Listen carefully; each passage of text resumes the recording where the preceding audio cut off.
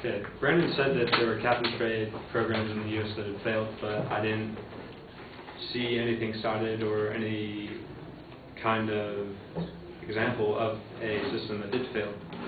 I still see a successful and operational sulfur dioxide cap-and-trade system in the U.S. that is working. So I don't understand how cap-and-trade is not working in the U.S. Now, as for offsets, an offset is something that you can buy, which is an investment in a green tech company. We'll take wind turbines, for example. Now, green tech is not entirely viable at the moment. It is not. It doesn't generate any money, and it's not as efficient as burning fossil fuels. Now, his claim that wind turbines create greenhouse gas later on, I don't understand. I can understand the cost to transport, make, and keep a wind turbine running, but I don't understand how something spinning in the wind creates or affects in any way the gas that is spinning it. Now, Brandon also said that in California, by 2020, there will be a loss of 130,000 to 135,000 jobs. Now, I'm assuming this is in the power industry where companies are made to downsize due to a loss of profits or something like that. However, if the company was to invest in offsets or invest in research of new and green technology, in essence where the electrical industry and production is going to go, why would that company need to lose jobs? In fact, I would see a growth in the company and a growth in jobs. Now, as for the European Union, the emission trading system that they have there was a trial period for a couple of years. Now, in a trial period, much like a trial program, do you expect full and working like a full and working program with all the benefits that it happens? Because I don't. I see a trial period as something to test out, stick your foot in the water before you jump in and gather information.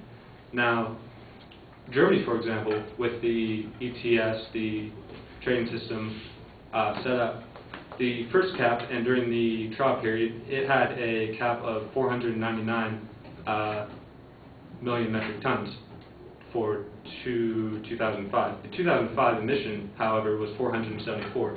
Now, granted, this was a misallocation and, in fact, did not do anything to reduce the carbon emissions because the cap was higher than the actual emissions that Germany produced.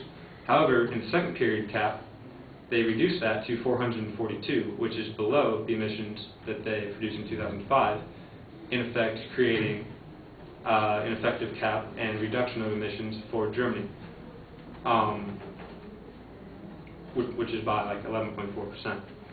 Also,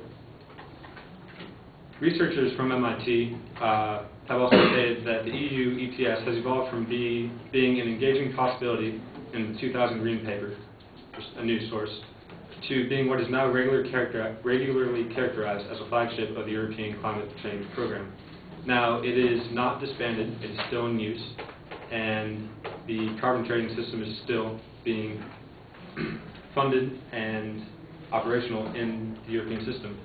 So if you take all the naysaying towards the system and you see that it has no effect on the cap-and-trade system that they have there, in effect it is just some kind of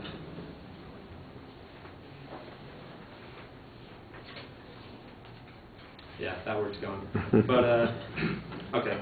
So also in developing countries, he says that reducing emissions in the U.S. doesn't help because developing countries also need to have a cap-and-trade system.